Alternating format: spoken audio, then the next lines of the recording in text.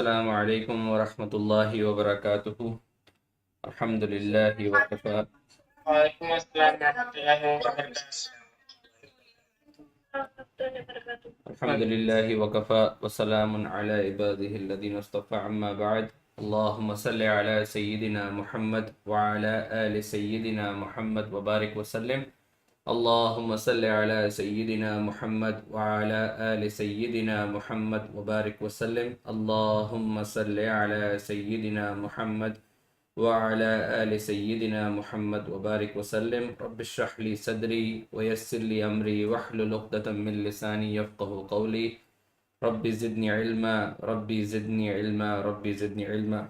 Jazakumullah khair to all of you for attending the second part of our Surah Yusuf series, inshallah. Hope you all are enjoying your biryani day. It is Sunday across, and a lot of our desis do enjoy this biryani day. So, yeah, so let's learn something along with enjoying our biryani day. What I would like is Saim Ahmed, if you are there online, so if you can just recite these ayahs on which are now being shown on the screen, please.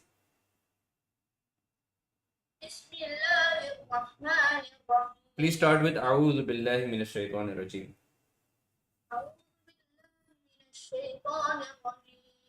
بسم الله الرحمن الرحيم إذ قال يوسف لأبيه يا أبت إني رأيت أحد عشر كوكبا والشمس والقمر رأيتهم لي ساجدين قال يا بني لا تقصص رؤياك على إخوتك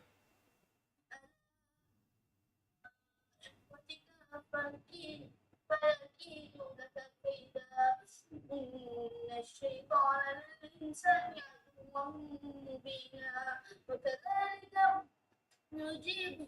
يجتبيك ربك ويعلمك من تأويل الأحاديث ويتم النعمة عليك وعلى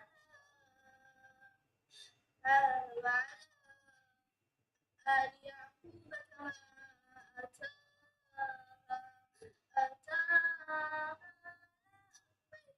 كما أتمها على أبويك كما أتمها على أبويك من قبل إبراهيم وإسحاق إن ربك عليم حكيم. Jazakumullah khair to Saim. So basically we had started this ayah yesterday and we had spoken a bit about the dream which Prophet Yusuf alayhi salam had seen and how Prophet Yaqub alayhi salam consulted him and advised him not to share this with your brothers because they are jealous of you and they might cause harm to you. All right. Now the next part, as the next part of the ayahs which are recited over here is وَكَذَلِكَ يَجْتَبِيكَ رَبُّكَ وَيُعَلِّمُكَ مِنْ تَأْوِيلِ الْأَحَادِيثِ وَيُتِمُّ نِعْمَتَهُ عَلَيْكَ وَعَلَى آلِ يَعْقُوبَ. So over here, Prophet Yusuf alayhi salam told him that وَكَذَلِكَ يَجْتَبِيكَ رَبُّكَ, that sure the Lord will choose you, and in the like manner your Lord will choose you. Choose you for what? Choose you for your blessings. Allah subhanahu wa ta'ala chose him for the blessings over here. And we all know about the story of Prophet Yusuf alayhi salam, that he later on went on to become the finance minister of Egypt. And he was blessed with money, he was blessed with power and recognition. So Mufassirin over here say, Yajtabika Rabbuka, that your Lord will choose you. He has chosen Prophet Yusuf alayhi salam for the blessings. And the blessings are for wealth, recognition, power, which he got on when he moved to Egypt. The next bit is وَيُعَلِّمُكَ مِنْ تَعْوِيلِ الْأَحَادِيثِ. This basically means that Allah subhanahu wa ta'ala will choose you and teach you the interpretation of dreams. Now, the interpretation of dreams is a science, is a complete science, and this is not known to every scholar you know of.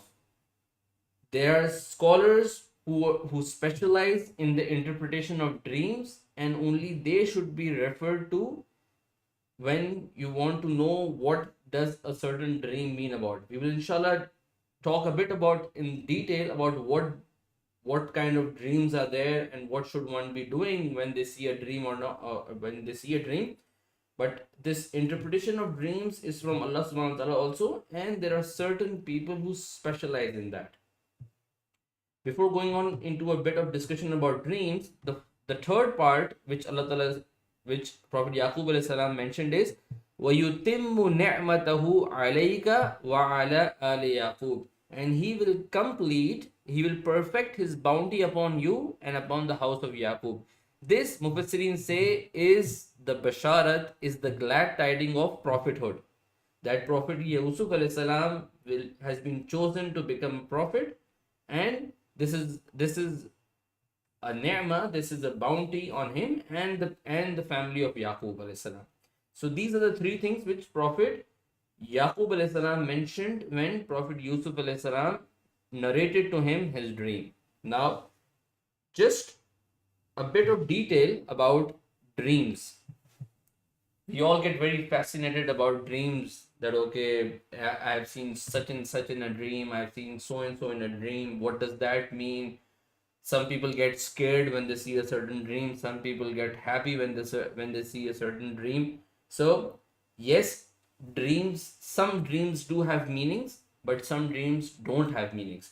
Ulama have basically mentioned that there are three kind of dreams. There are three types of dreams. One is basically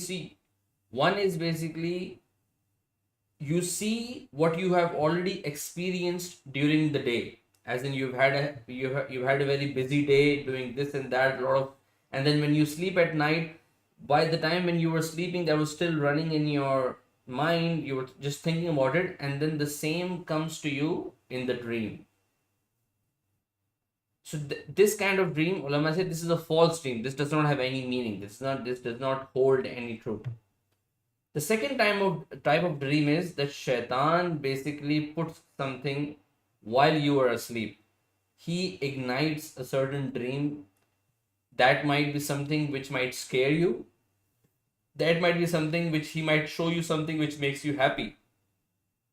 But that is also a false dream. That is just from shaitan, because he's come over and he's tried to scare you by showing you a certain dream, or trying to deceive you by showing you something that okay, that you are a great person or something like that, and then tries to take you away from the path. Ulama say this is also a false dream. This does not have any meaning as such.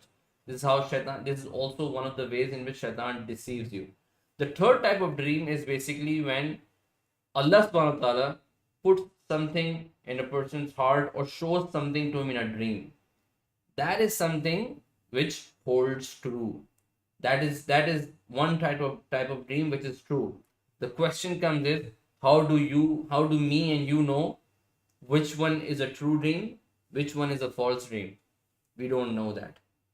That is why scholars mention that we should not be running after dreams. We should not be, okay, this is the dream I saw, what does that mean, what does this mean? One should just let it go, because we don't know what's from Allah and what's from shaitan. We might be seeing something good and we might think, okay, I've been chosen for something, but maybe that is just from shaitan, or it can be vice versa. A lot of people, they see dreams in which they get scared. And they ask, okay, what should they be doing? See, the basic principle about dreams is that if you see a certain thing in a dream which makes you happy, and you see a good dream, then one can narrate that to either with their well-wishers, that okay, I saw so and so thing in a dream, B, or they can go and they can share that to one of the scholars they know, if they don't understand what does that mean. And the scholars, and as I said, this is a specific science, not every scholar specializes in that. So this should be referred to someone who is an expert in interpretation of dreams. That is one thing, if you see something which is good. Second thing is, if you see something which scares you, you've seen a dream and now you're scared, what you should be doing. In a hadith, it mentions that when you see a certain dream and you don't know what the interpretation is, so that the dream keeps hanging. It's hanging, and then if a certain person goes and tries to interpret that, ask somebody for interpretation, so then as the person interprets the dream, that's how it comes true. It's hanging. So for example, a certain person sees in a dream, he sees fire, and then he wakes up, and then he's like, okay, now I've seen fire, I'm scared. Now he does not know what does that fire mean. If he goes and asks a certain scholar, and he asks, or somebody, even not a scholar, somebody he could just, who does not know interpretation of dreams, he just goes and asks them, okay, I've seen the fire in my dream, what does that mean? And if he does not know the interpretation of dreams, he might do something incorrect. For example, he did an incorrect interpretation of the dream, that he says, okay, this fire will burn you. Then this is what happens. As per the hadith, this will happen. So one needs to be very clear that you just don't narrate your dream to every person you meet on the road. You should be sharing these dreams only with those who know the science of interpretation of dreams. Those people who are raising your hand, I will take your questions. Just give me some time. I'll just let me finish this, and then I'll take. So yeah, there are such dreams which you see which can scare you. So if you see a dream which scares you, first thing to do is, don't share that with anyone. Don't share that with anyone. For example, and then what you should be doing is, you were sleeping and you wake up in the middle of the night by when you see a dream which you think is not good and it scares you, just move to your left, and just 3 times you should be doing like this. Do this 3 times. Seek the refuge of Allah. Say, A'udhu billahi minash shaitanir rajim. Change your side and just go to sleep. And inshallah, that will not harm you. So what you should be doing is, move towards your left and A'udhu billahi minash shaitanir rajim, and just go to sleep. This is what you should be doing. But please make sure that, so as I explained, you just do it very mildly. Just don't start spitting around. You should not be doing that. Especially when you have somebody sleeping on your left. Okay, for example, if your brother is sleeping on your left, just don't start spitting on him and saying, I saw a bad dream, now I'm going to spit on you. No. You should not be spitting. Just and then you're done. That is what you do. And then just change the side in which if you're sleeping on the left, sleep on the right. If you're sleeping on the left, sleep on the right, or right on the left, or sleep facing up, and inshallah that will not cause any harm to you. So that is what you should do. And then just give you an example of interpretation of dreams. So there was one very specialist scholar who used to specialize in the interpretation of the dreams.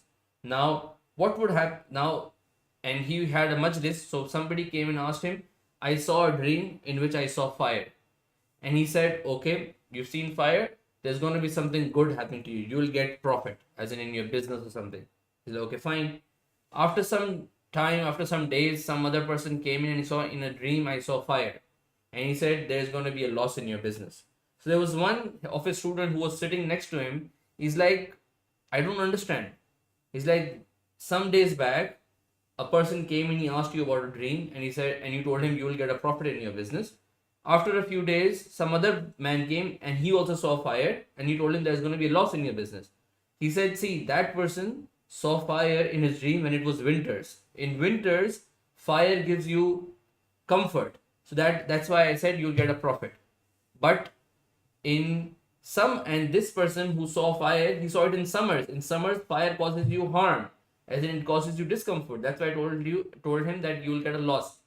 As I explained, interpretation of dreams is a very specific topic, and it is not for every person to do interpretation. There's a lot of science which goes around that. All right. In another hadith, it comes that dreams is the 46th part of prophethood. It is the 46th part of prophethood. In some it says 40, in some it says 70. But ulama basically have explained this, that how does that mean it is the 46th part of prophethood, is because Nabi Kareem Sallallahu was given prophethood for how many years? Nabi Kareem Sallallahu was given prophethood for how many years? 23 years. 23 years. So, in the first 6 months of prophethood, before revelation came in, he used to see a lot of dreams.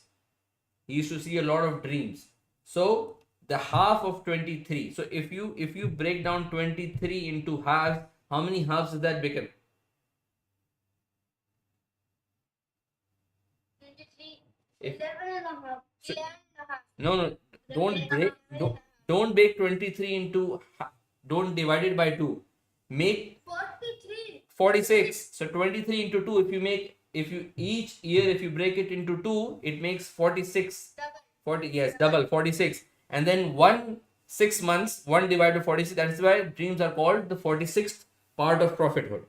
So that is a bit of detailed discussion about dreams, just to give you a concept. Some people have been raising questions. Yes, go on, ask questions. Abdullah, yes, what is your question?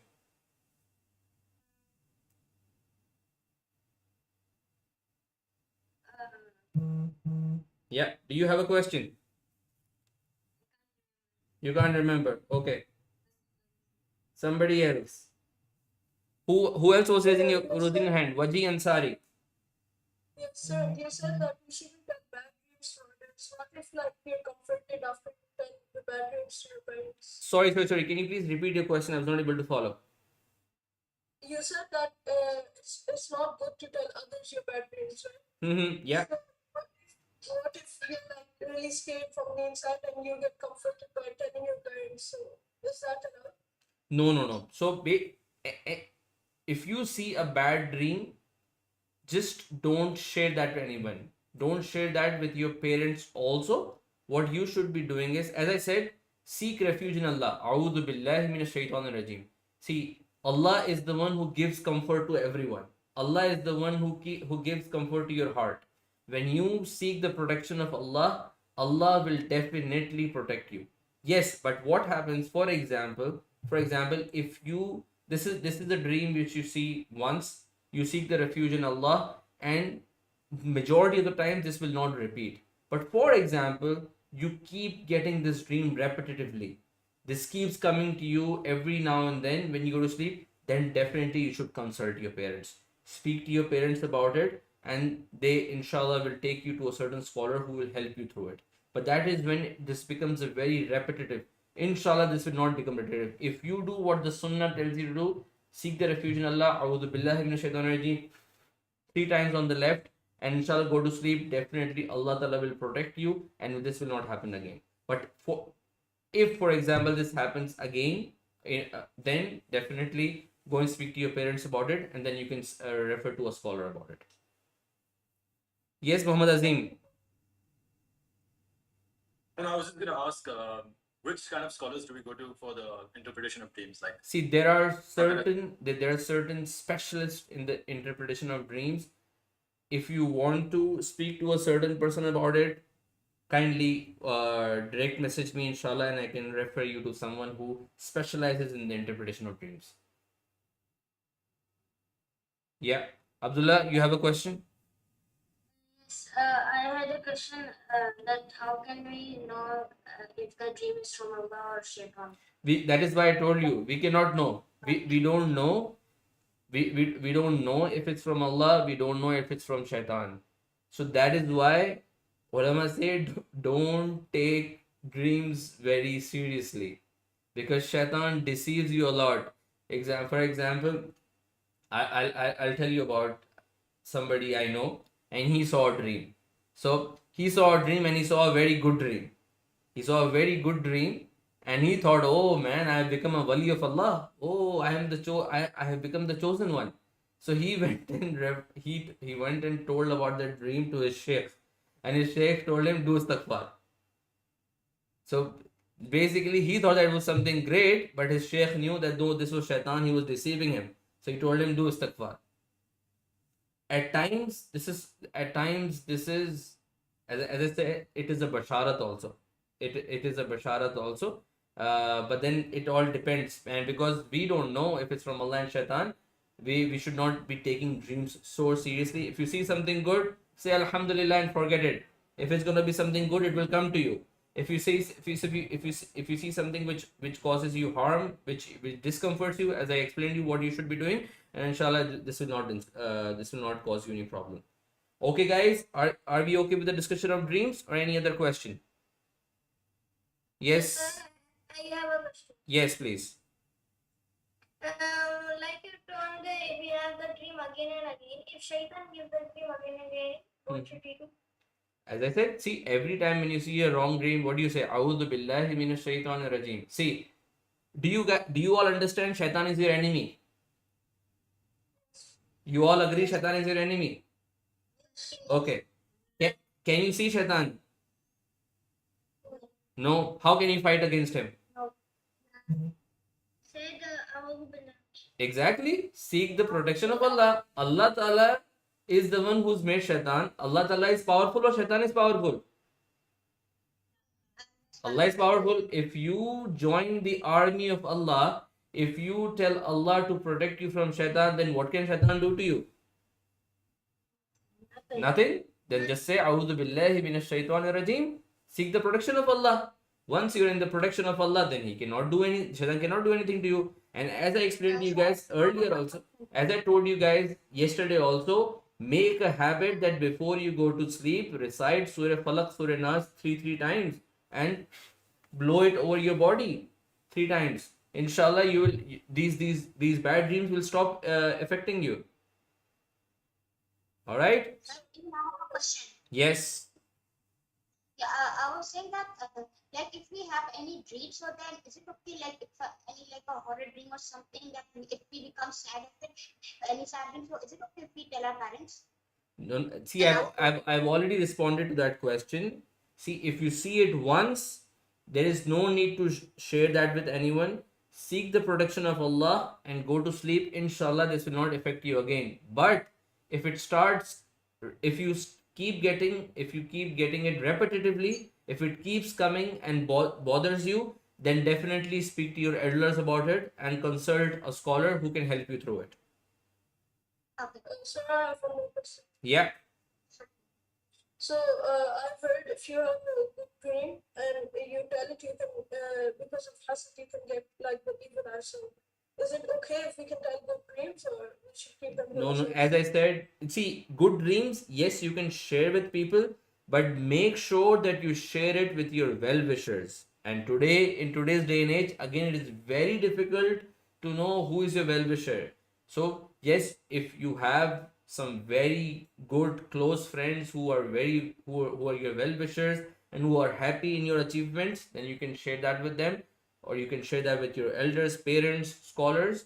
But be very careful with whom you share. Just like Prophet Yusuf alayhi salam's brothers became jealous of him and they started in fact, just reflect, where did this jealousy take them to? They planned to actually kill Prophet Yusuf alayhi salam. And why? Because of jealousy. And in the books of the Tafsir, it is told that yes, they were initially jealous, but when they got to know about this dream of Prophet Yusuf alayhi salam, they just lost it, and jealousy took them to that extent that they were ready to kill their brother. So you have to be very careful with whom you share these accomplishments, achievements. That is why I told you guys yesterday, stop sharing each and everything on social media. A lot of people get jealous very easily, and they can harm you. Evil eye is true, and people, you can get affected because of that. It is definitely true. Okay, I think we will move ahead, inshallah. We've had a lot of questions on this. One question from Bahir, we've not heard a question from him yet, so, and then we'll move ahead. Yes, I've got 3 quick questions. Mhm. Can you just repeat the 3 types of dreams again, please? Yeah, the 3 types of dreams are: A, you just see what you've experienced during the day. You've had a very busy day, and what you were thinking of or what you were doing the last thing before you went to sleep, you see that in your dream. So again, that's a false dream that does not have any meaning. Second thing is you get a dream from shaitan. Either he shows you something which is disturbing, or he shows you something which is happy. Again, that's going to be false dream. You don't. And the third is from Allah. Allah shows you something. Allah either wants to save you from something. Allah wants to give you a glad tiding. That's from Allah. But as I said, we don't know what is from Allah, what is from shaitan. So stop taking dreams very, very seriously. If it's something which is gonna be have some meaning, then definitely Allah Ta'ala will make a way out for you.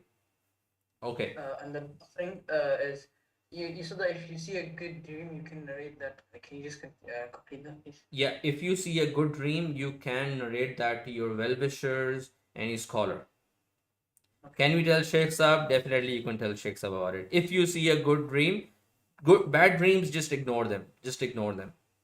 But if you see that repetitively, then yes, you can speak to Sheikhs about it. Yes, you can speak to Sheikh Tauqeer about it. If you constantly see a bad dream, then definitely you can speak to him about it. Inshallah, he'll help you through it. All right. So moving ahead, we've already spoken about the dreams. We've already spoken about jealousy and what kind of, yeah. So we've already done that.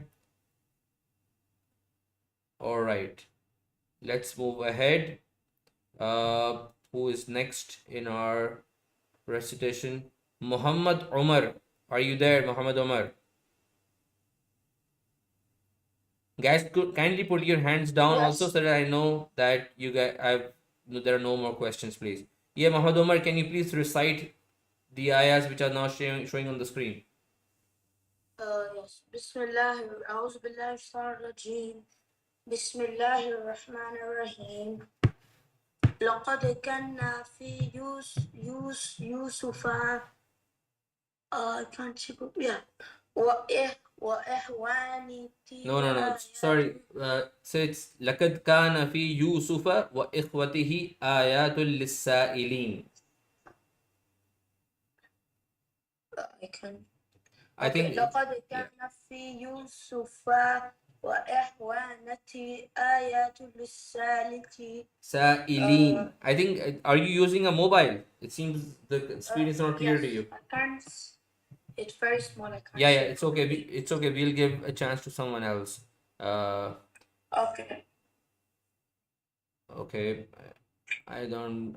Mubin Muhammad. I think is that Sadan?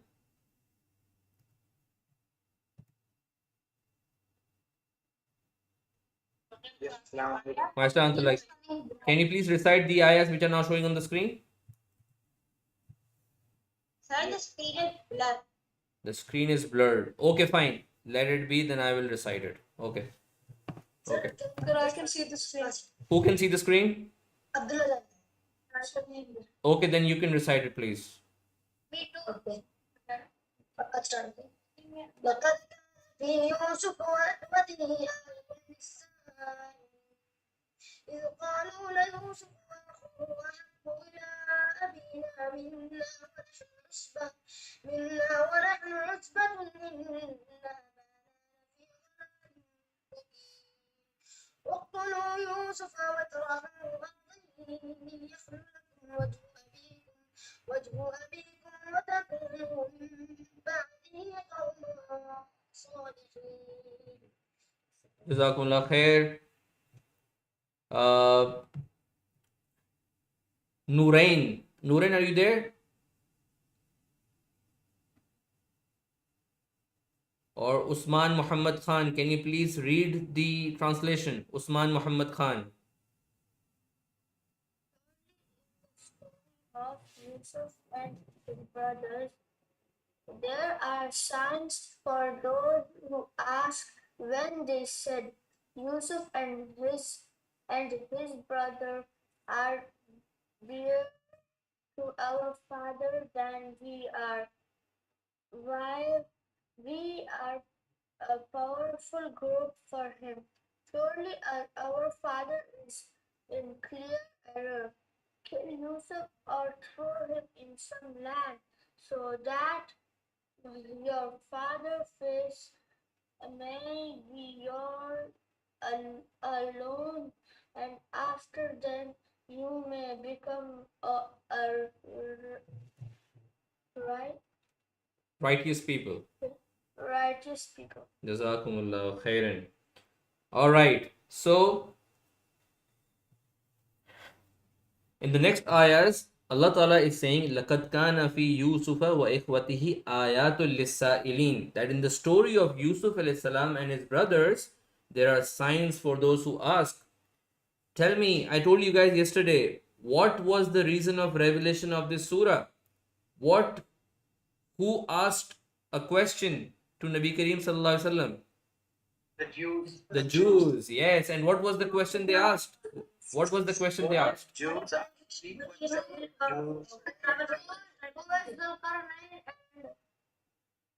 How did the people of Bani Israel make do an immigration Palestine? Yes, so how did Bani Israel move from Palestine to Egypt? That was the question they asked, and in response to this question, this surah came down. So Allah Ta'ala is saying that in this story which Allah subhanahu wa ta'ala has revealed to Nabi Kareem sallallahu alaihi wasallam, there are signs for the people who asked. So Jews, they got their answer, and they got their answer in such detail that what all was there in Torah is also there, and what is not in Torah, that is also mentioned over here in the Quran. So this was there was signs in it. Okay, now you asked a question, you have got a response to that question. Will you not believe? Will you not believe that Nabi Kareem sallallahu alaihi wasallam is a prophet? That is one thing. Ulama have mentioned that there are signs, because this story is ahsan al-qasas, the best of the stories, and as I explained yesterday, it is the best of the stories because it has so many lessons to learn. There are so many hidden lessons in this story. So there are signs in this surah for anybody who is seeking guidance. So there are signs in the surah for us also. We're all trying over here to learn from this surah. So when Allah Ta'ala says there are signs, then definitely you can imagine how powerful this surah will be and how deep the lessons will be in there. May Allah Ta'ala just give us the tawfiq to find out those lessons, learn from them, and interpret them in our lives. Okay. The next is قالوا ليوسف وأخوه أحب إلى أبينا منا ونحن عصبة إن أبانا لفي ضلال مبين. What they are saying is, now they've all gathered together. They've all gathered together, and the brothers, the 10 brothers, they're like, what do we do now? And because they are feeling jealous, now they're saying, now look, and because of this jealousy, firstly, and now they're even coming up with logic. They're saying, see, Yusuf and his brother are dearer to our father than we are. They're like, okay, while we are a powerful group, they're saying, see, we are better. We are a powerful group. Our father should be loving us more. Why is he loving? Why is he loving Yusuf alayhi salam and Binyamin more? We 10 brothers, we are stronger. We can support more to our family. Then why is our father loving them more? And they're saying, see, our father is doing an error, as in he's making a mistake. Question for you and me. There was one more person who's mentioned in the Quran who also gave such a logic, and he said, I am better. Who was that? Do you remember? Shaitan. When did he say that? When Adam alayhi salam was created. Yes, when Adam alayhi salam was created. And Allah told him to do sajda. Yes, when Allah subhanahu wa ta'ala told Shaitan to do sajda to Adam alayhi salam, what did he say? Ana khairum. I am better. He also gave, He also gave a logic, right? He also gave a logic. It's like, no, no, I am better. I am made from fire. He's made from dust. Fire goes up, dust stays down. I am better. They're also giving logic. See, we are more powerful. We are more helpful. We can give more help to the family. They are weak. They are small. Why are so we should get that attention from our father. We should get more love from our father. Why is our father loving them more? So they also gave a logic. Now, shaitan is basically, this is how shaitan plays with us. This is how shaitan plays with us. He wants us to do a certain sin, and then he comes and puts in our mind and justifies that sin. No, no, no. See, I was just watching this because I wanted to learn. Boss, what are you watching? I was just watching something on YouTube so that I can learn that. No, no. Look at what you're watching on YouTube. There is music in that. There is immoral stuff in that. This sorry, can you guys please stay on mute, please? The slide I was right. No, no, we will go to the slide, don't worry, we will go to the slide. Kindly hear me out. So this is how shaitan plays with us also. He will come and give you logics. He'll come and try to justify to you, okay, this is why I did that sin. This is why I lied to my mom. This is why I cheated my sister or brother. This is why I did this. I had to do this. There was no other chance and all that. This is how shaitan deceives us. And then subhanallah, the biggest game which shaitan played with them was this thing. And he says, and as I said, he took them to that extent in jealousy that they said, Uqtulu Yusufa. Said, okay, kill Yusuf, awit rahuhu ardain, or throw him in some land. يَخْلُ لَكُمْ وَجْهُ أَبِيكُمْ وَتَكُونُوا مِنْ بَعْدِهِ قَوْمًا صَالِحِينَ, so that your father's face may be yours alone, and after that you may become a righteous people. This is how shaitan plays with you and me. Let's do this sin now for the one last time, and then we will become righteous people. Then we will become pious people. Then we will become neck. Let's just do this sin one last time. Let's just watch this movie one last time. Let's just hear this music one last time. Let's just use that language one last time. Then I will become a righteous person. Then I will become a good person. Then I will do tawbah. Then I will become salihin. My friends, this is a great, great, great deception of shaitan. This is how, and then, sins are like drugs. They are addictive. You will do one time, you will say, okay, I'll try once more, I'll do once more, and then it keeps getting stronger to leave it. When do you have to leave it? At that right moment itself. If somebody says, I am going to do this now, and later on I'll become salihin, I'll become righteous, my friend, that is a deception of shaitan. That is not tawbah. My question to you and me, do you know you will be living after doing that sin or not? Do you know if we will be living in the next moment itself? We don't know. We just don't know what will happen. We just don't know what will happen the next moment. I'll tell you of a story which I just heard over the weekend.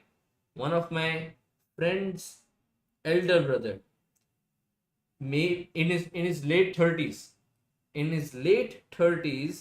was just walking and with his friends, and he was going to eat an ice cream. He reached there, and then his friends went inside the ice cream parlor. They wanted to eat ice cream, and he told them, okay, I don't want to have ice cream, I'm just sitting down on the bench. And he sat down at the bench and he started using his mobile. In some time, after a few moments, his mobile fell from his hand and he's just sitting like this. He's just sitting like this and his mobile has fallen down.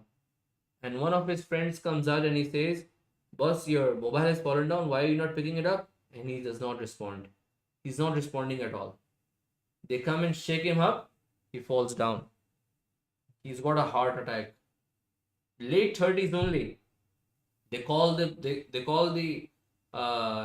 were some paramedics around there. They came and they tried to do CPR to him. CPR, no result. They brought their equipment, no result. For 10 minutes they kept doing that. There was no result. He was flat on the ground. He was flat on the ground. His wife was standing outside the ambulance. She knocked. She's like, what is happening inside? The ambulance said, the nurse said, your husband is dead. Your husband is dead. We are trying to revive him, but we are trying our best. After 20 minutes, there was a response, and he came back to life, went through a bypass surgery, and Alhamdulillah, he's safe. What I'm trying to say is, there is no guarantee of life, my friends. There is no guarantee of life. In that same hospital, a few days back, 19-year-old boy got a heart attack. 19-year-old. You guys are all between the age of 10 to 18. I'm just telling you guys, because this is our concept. Like, this is my life, this is my age, let me enjoy. I will become a righteous person later on. These are my years. I'll have fun. I'll do whatever I want. You only live once. YOLO. Let me have fun. Let me have a party. When I become 30, 35, when I'll have a family, then I'll become righteous. Then I have a tasbih in my hand. Then I'll start praying. My friend, you don't know what's going to happen.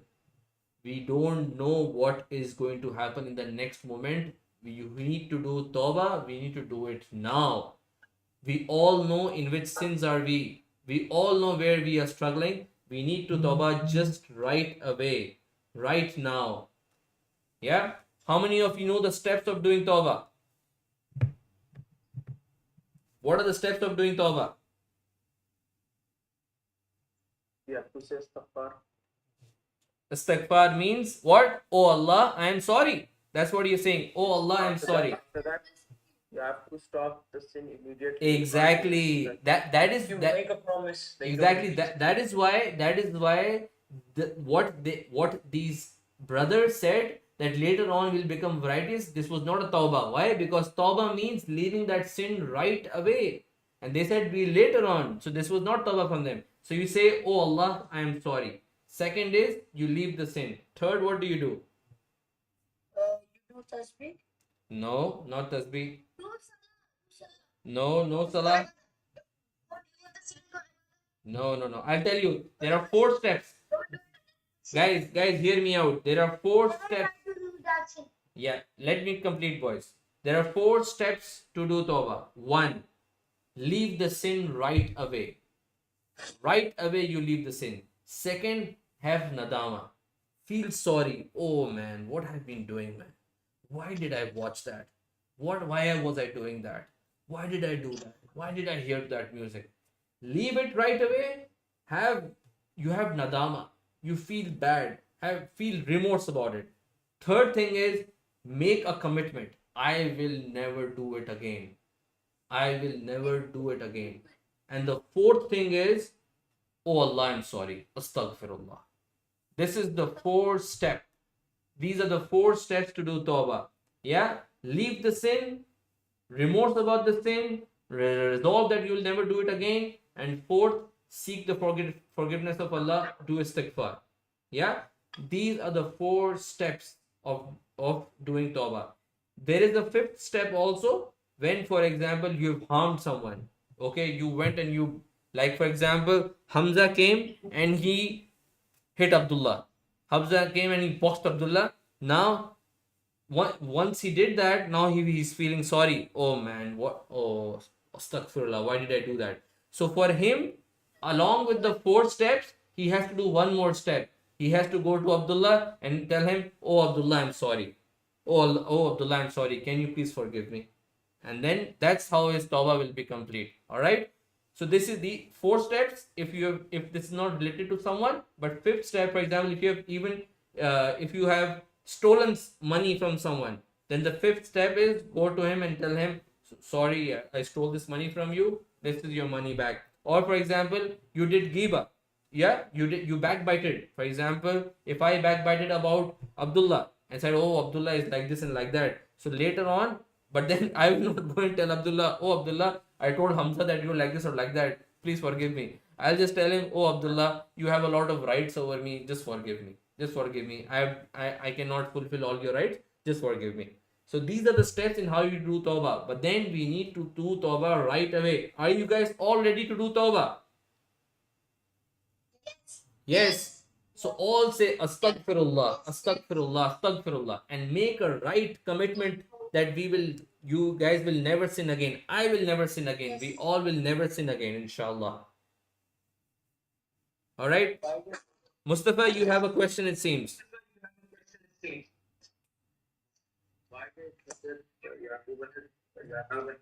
Mustafa, I'm sorry, your voice is not clear. Why did Hazrat love Yusuf alayhi salam? Very good question. So Mustafa is asking, can you please go on mute? Guys, please stay on mute. I can hear my voice back. Let me see who is disturbing us. Yeah, please stay on mute because I can hear myself back. All right. So a very good question asked by very good question asked by Mustafa Ahsan, that why did Prophet Yaqub alayhi salam love Prophet Yusuf alayhi salam more? See, one thing we need to understand, that is having a natural inclination, having more love in the heart for somebody else compared to others is very natural.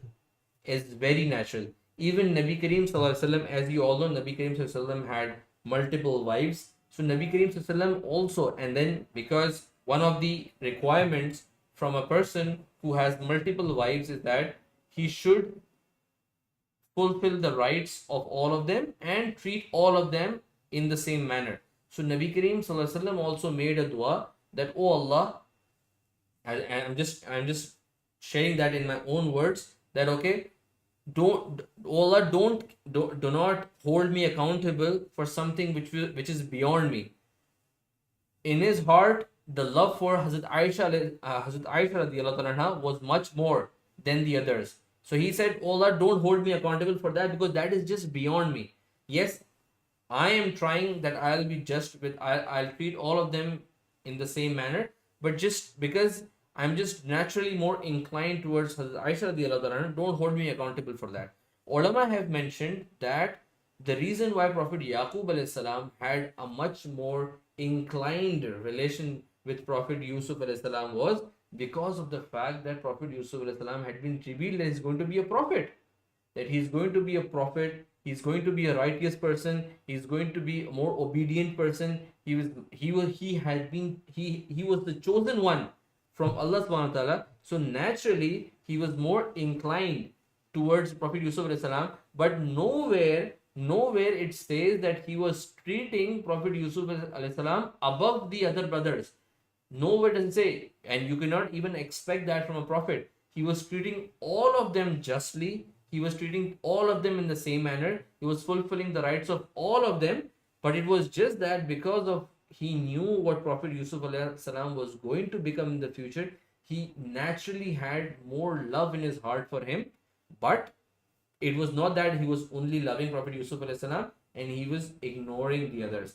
And this is also from Deen, that somebody who's closer to Allah subhanahu wa ta'ala, and if you have love in your heart for them, this is like loving Allah. Because why are you loving that person? Because you love Allah and you want to love, and that is why you are loving a person who is a person of Allah. So that was the reason why Prophet Yaqub alayhi salam had more love in his heart for Prophet Yusuf alayhi salam. But it was not that he was ignoring the others or he was mistreating the others. Does that answer your question, Mustafa?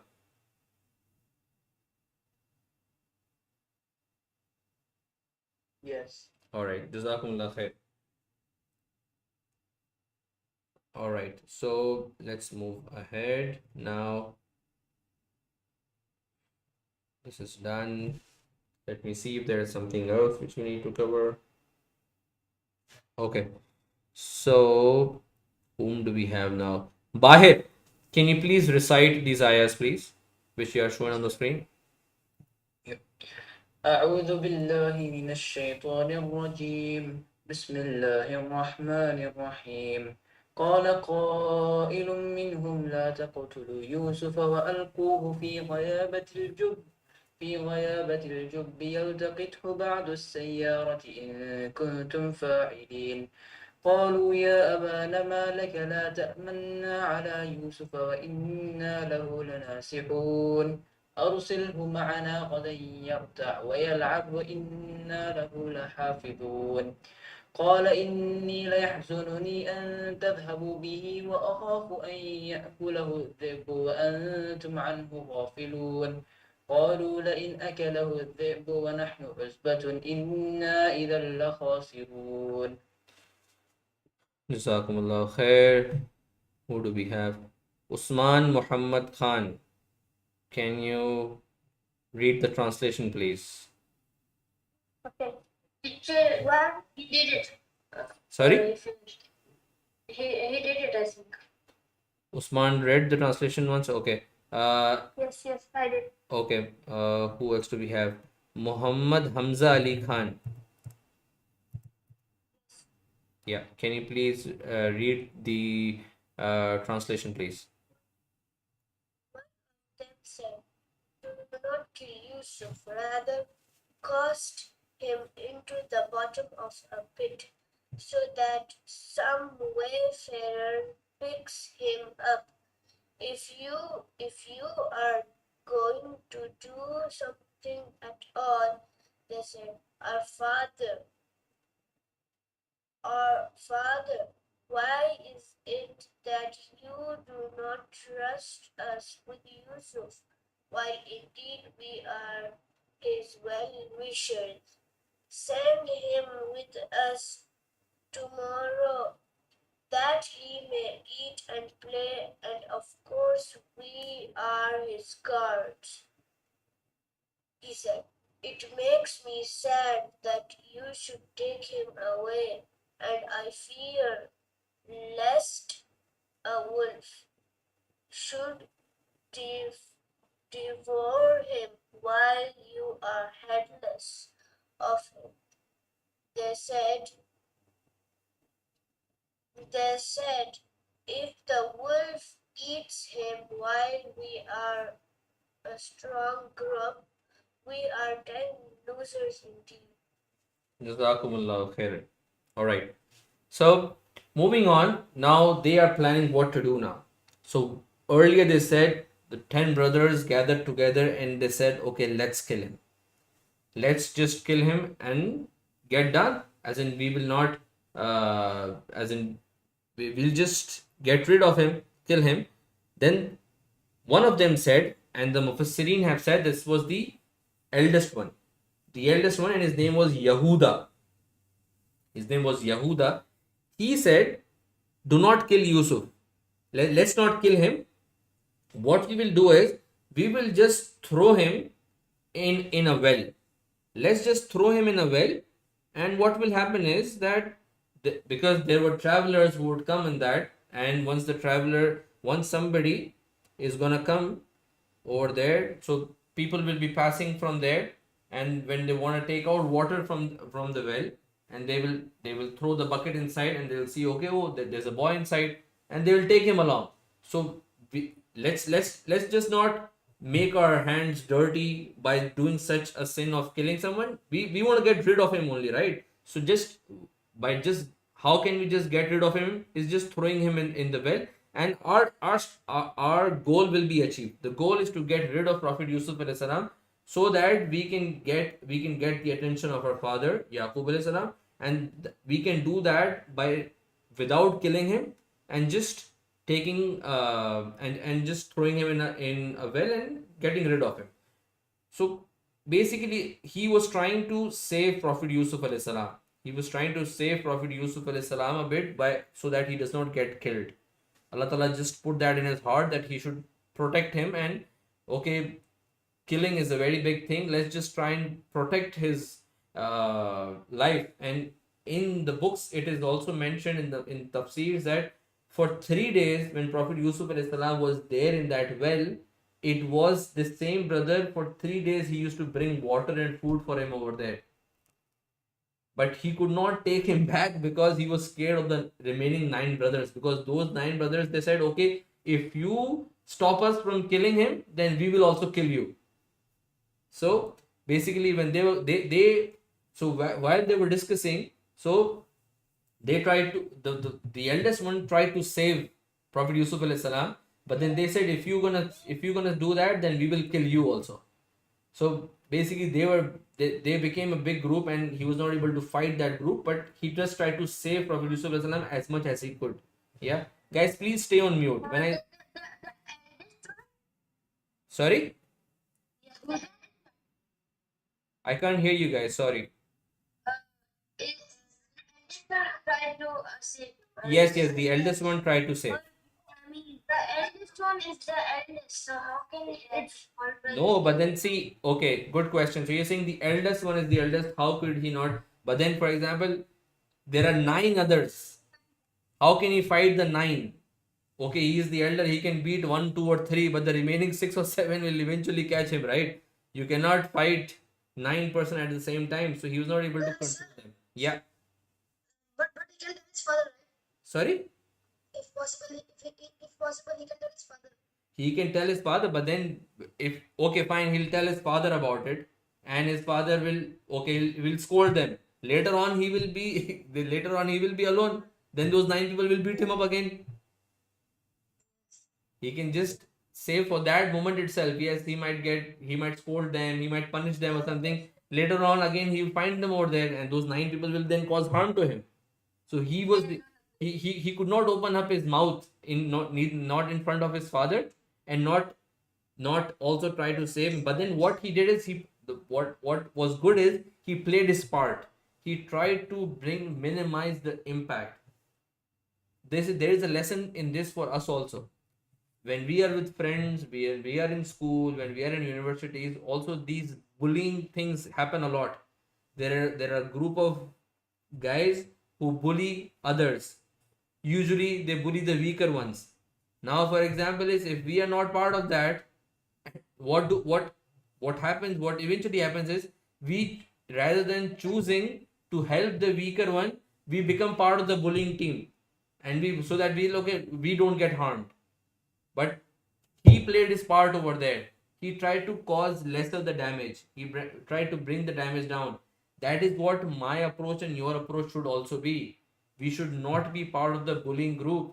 We should not be part of those who cause harm to people, who cause pain to people. Rather, we should be part of those group who bring the pain down of others, who try to heal the pain of others, who try to make an impact in the society, who try to help people in the society. No, rather than they cause pain in the society, they cause difficulties in the society. So we need to choose the right group of friends and be with the right people. So this is also a lesson for us over here. Okay, now what happens is, then they say, قالوا ya. Now they've all gone together to their father. قالوا يا أبانا ما لك لا تأمن على يوسف وإنا له لناصحون. They went and said, our father, why is it that you do not trust us with Yusuf, while indeed we are his well-wishers? Then he says, أرسله معنا غدا يرتع ويلعب وإنا له لحافظون. Send him with us tomorrow, that he may eat and play, and of course we are his guards. So one thing, see, this is what usually you will see what happens is, when people, they want to do something harm, they want to conceal something, they want to hide something, or they're trying to cook up something, they will try to be extra sweet. وَإِنَّا لَهُ نَاسُونَ. We are the well-wishers, we will take care of him. That is one way to see at this. The other is, the Mufassirin have also said that the reason why they mentioned that, okay, we are his well-wishers, and why don't you send him with him, is because they had tried earlier also, but his father had said no. Prophet Yaqub alayhi salam had already been, and that is why later in the ayahs he says that I fear that a wolf will come and attack him. That is because he had already seen in a dream that there are 10 wolves which have come and attacked Prophet Yusuf alayhi salam, and he knew that, okay, the brothers are going to harm Prophet Yusuf alayhi salam, but he did not want to say to him on his face. But then That is why he had told them no earlier also. That is one thing. The other thing is, they say, Arsilhu ma'ana gadan yarta wa yal'ab wa inna lahu lahafizun. They said, send him with us tomorrow. We will eat and play, and of course we are his guards. So ulama mention over here is that, see, or they want to go out, have fun, enjoy and play. That is part of deen. We, as in, there is no problem, there is no issue in playing. There is no issue in playing sports. There is no issue in having fun in deen. Yes, we all can play. We all can have fun. We all can enjoy. We all can have a picnic. What we need to ensure is that when we are playing sports or when we are having a picnic, we don't do anything which are against the teachings of Allah subhanahu wa ta'ala. For example, we don't leave our prayers, we don't use bad language, we don't call out names to others, the dress which we wear is covering our private parts and all that. So as far as you're doing that, then playing sports is okay. We all can play, we all can have fun. That is fine. So that is also a message which we get over here is, and definitely we should be playing because playing sports makes us stronger. So we should be, and a stronger mu'min, a stronger Muslim is dearer to Allah than a weaker one. So we should be playing, we should be strong enough, and playing sports is not a problem at all. I believe it's 6:06. We have crossed our time. There are three people who are raising their hands. I'll take your questions and then we'll end the day. Saim, yes, can you please share what is your question? Because basically all of the prophets that came before Yaqub alayhi salam, basically Ibrahim alayhi salam was also a dream teller. So after Yaqub alayhi salam came, both of them were dream tellers. Yaqub alayhi salam and Yusuf alayhi salam and Ibrahim alayhi salam, all of them were dream tellers. See, it's not about telling dreams, but Allah Ta'ala, because they were prophets, Allah Ta'ala, as I said earlier, that dreams is a part of prophethood. Almost all prophets are sent dreams. And this is one of the ways in which Allah Subhanahu wa Ta'ala communicates with prophets. Allah Ta'ala puts something in their heart, and they either it's a glad tiding or it's an order to do something or something. But then the difference is, for example, what I explained the three types of dreams, right? For us who are normal people, for us there are three types of dreams. But then for prophets, there's just one type of dream, which is wahi, which is from Allah, because they are protected from shaitan. Shaitan cannot put something in their heart and show them a dream. So whatever dream they see, it is wahi, and they have to fulfill it. That is why Ibrahim alayhi salam, when he was shown in a dream that he's slaughtering his son, he could not say that this is from shaitan, he's trying to deceive me. If we see it, then yes, this will be from shaitan. But then if he saw it, it was revelation, he had to do it, and that is why he went through. But then that because the dreams of prophets are wahi, they are revelation. And you are right, almost all the prophets were shown dreams, and because that is part of the wahi. Ibrahim Abbasi, you have a question. Sir, the oldest brother wouldn't be getting guna because his intentions were right and he didn't want to cause harm, so he will not be getting guna, right? Exactly. So yeah, he did his part. He tried to save them. But yeah, that is what we should be doing also. We should be also trying to save, not being part of the sin, trying to stop the sin in any way. And that is what Nabi Kareem Sallallahu Alaihi Wasallam taught to us in a hadith also, that if you see something bad, if you see something bad happening, then what you should be doing is try to stop it from your hand. Try to stop it from your hand. If not possible, then basically try to stop it by using your tongue. And if not possible, that also, then think that it is bad in your heart. But then again, this is not for everyone. As in, this is not for everyone. This is not, for example, if you see something bad happening on the road, there's someone trying to kill some other person, you cannot go and stop them by using their hand. This hadith has certain details in that. So we need to understand, it's not the venue where we should be doing that. But for example, when you see something happening in your school and there are a few brothers trying to harm, you should not become part of that team who causes harm. Rather, save him, protect him, try. And maybe you're weak enough, you cannot stop those 5-10 people, but you can go and call the teacher, or you can call somebody, the security or someone, so that they come and save that child. So that's how you can do it. So we should be doing everything that we can do. That Exactly, in your possible if we- means. In your Like, possible if means, we- yeah. can't do something, then it's not our fault that we can't. Exactly, do it. But exactly. if you can do one thing, then you should try as hard as you Yes. And if you can't do something, but one thing we all can do, and what is that? can. Try thinking bad. No, one thing we all can do is we can make dua. Dua is such a powerful tool. We all can make dua that Allah Ta'ala guides those people who are causing harm, and Allah Ta'ala sends help for the person who is getting harmed. And Allah Ta'ala is powerful. Allah Ta'ala can send anyone from anywhere to help. Yeah? Yes, Hamza, you have a question? Teacher, yes. So, why did Binyamin, the youngest brother, tell his father? Why did he not tell his father? Yes. He did not even know. He did not even know. Because those 10 were a team, right? They were not sharing anything with Binyamin. Because they knew Binyamin was. They were from the other mother, and these two. Yeah, so Binyamin was very small, no? was small. Binyamin was very small. Were in the 11 in total, so they were 9 of the team. So no, they were 12 in total. They Prophet Yusuf alayhi salam and his brothers, in total they were 12. 10 were from the 10 one from were one wife of Prophet Yaqub alayhi salam, and they were a team. The two, Prophet Yusuf alayhi salam, Binyamin were from another mother, and they were a team. But then Prophet Yusuf alayhi salam and Binyamin were the youngest. Prophet Yusuf alayhi salam at this time was 7 years old. Binyamin was even smaller, so he could not do anything in front of those 10.